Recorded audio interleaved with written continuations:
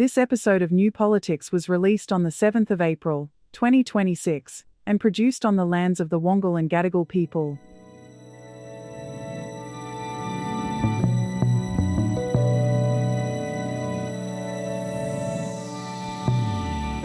We had a very unusual situation during the week where the Shadow Minister for Sovereign and Capability, Andrew Hastie, said these words about neoliberalism.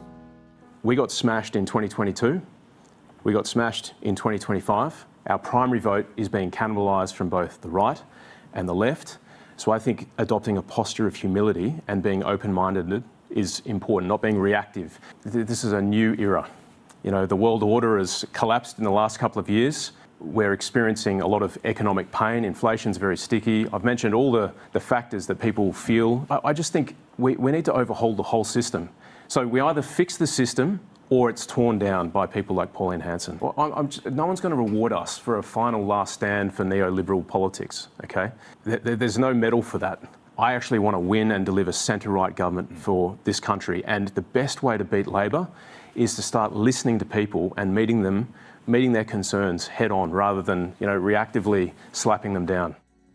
And this was in the context of unaffordable housing prices, low wages and other related issues, but it's the first time that a prominent member of the Liberal Party or the Labor Party has criticised neoliberalism and put out that thought bubble of, hang on, maybe it's time to change all of this. And he was quickly pulled into line by the Liberal Party leader, Angus Taylor, and of course the Labor government totally ignored what he said because they are actually a big part of this neoliberalist agenda that is totally failing the community of today.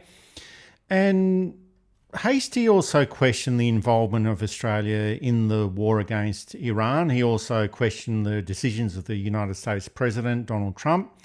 And as we've said in the past, David, nobody loses votes in attacking Donald Trump. And these are the issues that the Labor Party would normally be looking out for, questioning the role of neoliberalism, trying to make the economy fairer.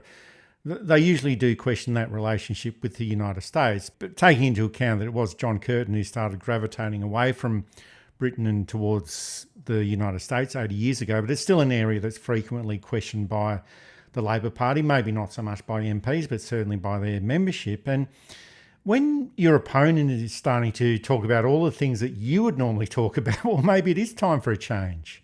There's been talk for a long time that it's a duopoly. The One Nation love to talk about the duopoly, which is a concept they got from America anyway. And it was quite astounding that Hastie would start to question because he's considered somewhat on the right of the Liberal Party, and the right of the Liberal Party are the ones who basically destroyed the party to keep this failed system of poorly thought through economics in.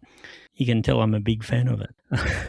What the long game is, I'm not quite sure he's had a road to Damascus experience in terms of he's woken up one day and thought, oh my goodness, there are all these people we've exploited for 40 years who are now seeing that what has been promised has failed as much as, oh my goodness, there are all these people who aren't voting for the Liberal Party. And his seat is a fairly safe seat, but there are no safe seats in the Liberal Party anymore. So again, I think he's probably a pretty decent tactical or strategic thinker, being ex-military. But so I think he's seeing the writing is on the wall that, as we pointed out, that the oil crisis of the 70s opened the door to neoliberalism. The oil crisis of 2026 will probably close it all together. And so he's probably also, the survival instincts have cut in.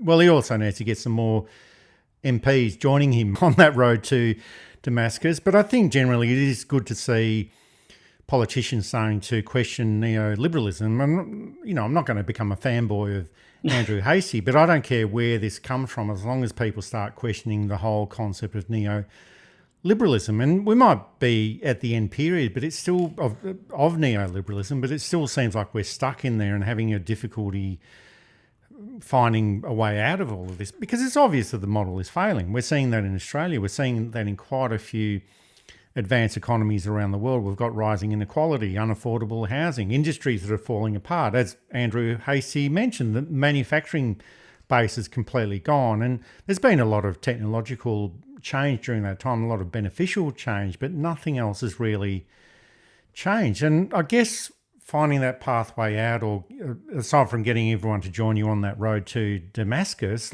all of these concepts, it didn't start with the United States and the Britons in the early 1980s. It started before that, but they were the ones who were mainly forcing you through Thatcherism and Reaganism in the early 1980s. They were the ones who led us down this path. So it's almost like a case where they have to change as well to lead us out of it. But aside from that, we might be looking at China to create the pathway. China is on track to become the world's largest economy, and it's pretty much everything goes through China at the moment. And it's also blocs like BRICS. It's already challenging that old economic order. That's why the United States doesn't want to have anything to do with BRICS and is doing its best to dismantle that. But if the centre of economic gravity is moving away from the United States, then the economic rules might have to move with it. And it's not going to happen today or next week. We're looking at this over the next 20 years or so. Neoliberalism wins ultimately because left parties adopt it. We have Beazley here. And in fact, you can go back to, or Hawke and Keating here, you have Blair in Tony Blair in Britain. You have Bill Clinton in the United States. And they try and soften it, sure. And they try and say we can, and you get this notion of the third way, but all central movements end up collapsing in on themselves from pressure from both the left and the right. And all central movements seem to end up going right anyway. So now we have in Britain the problem of Keir Starmer. But even his popularity ratings have moved from appalling to dire, dire to appalling. And down to mediocre, I think. Yeah, because he opposed Trump. Now, Trump was never a neoliberal in the classic sense of the word. He's a basically piracy capitalist. Go in, strip it, move on, make as much money as you can. Neoliberal would say, we only strip what's inefficient. Sure you do. Trump has the soft edges of neoliberalism taken off him. Kakistocracy maybe is perhaps the better term. The least qualified making the most money. He shouldn't.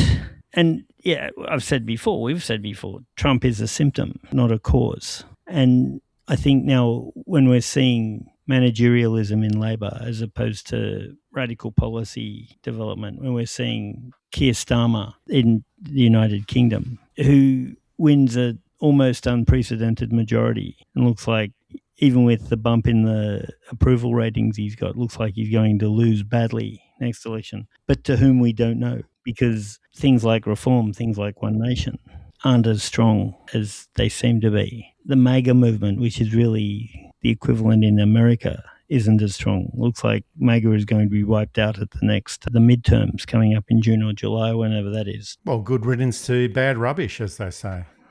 Not many people will be crying, that's for sure. Which is why Trump's trying to make friends again with Elon Musk. Elon gave him a lot of help. We're seeing a system that doesn't want to die, but has failed on every objective measure except one, enriching its most rich supporters. I nearly said ardent supporters. There's a lot of poor people who supported it, who got nothing from it.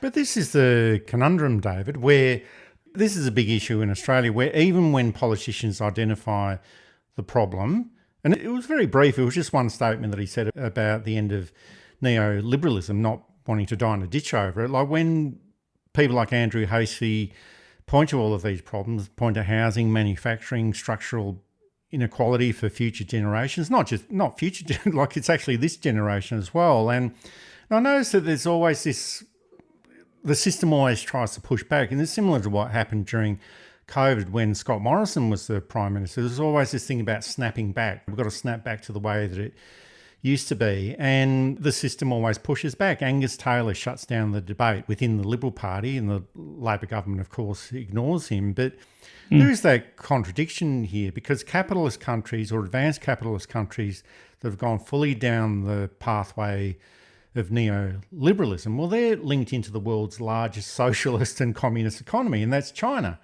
So that change, or gravitating away from that neoliberalist or the failed neoliberalist experiment, that might happen. It's not impossible, and it might happen sooner than we think. So that revolution that we've been hankering for some time, David, well, it might finally be on the way. And I think that this war on Iraq by the United States and Israel, that might have a lot more significance than we actually think it might be having at the moment, especially if it fast tracks the demise of the United States. And it's not going to come from somewhere or some place that recognises what the problem is, but I think it's going to come from a country that wants to completely smash the current system. And I think that's what China is not necessarily wanting to do, but China is in a position to be able to do that. And again, it's not going to happen immediately, but that seems to be the direction that we're heading towards internationally. Yeah, Russia would love to, but it's highly problematic. And Putin, I've heard it argued that Putin is a rational politician, but that doesn't mean that he doesn't want to see the United States and Europe in absolute chaos. India's problem is Modi. Modi isn't governing for everyone, and instead of having a united country, it's a country with division where it shouldn't be.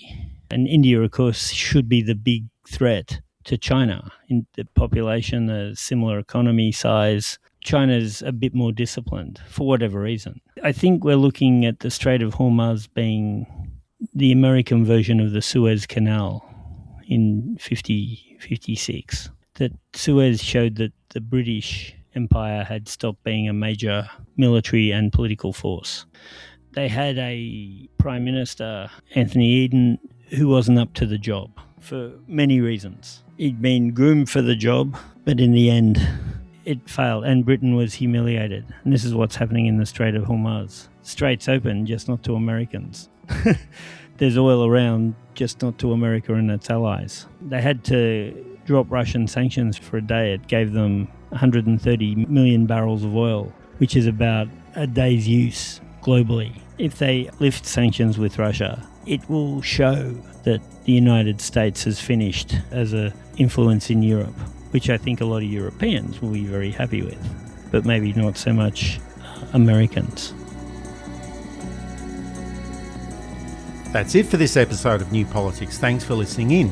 And if you value independent journalism without the influence of corporate backing, join New Politics at newpolitics.com.au and support us directly. It's just $5 per month, and we always try to keep it very simple. If you like what we do, please send some support our way. It keeps our commitment to independent journalism ticking along. I'm Eddie Djokovic. Thanks for listening in, and it's goodbye to our listeners. I'm David Lewis. We'll see you next time.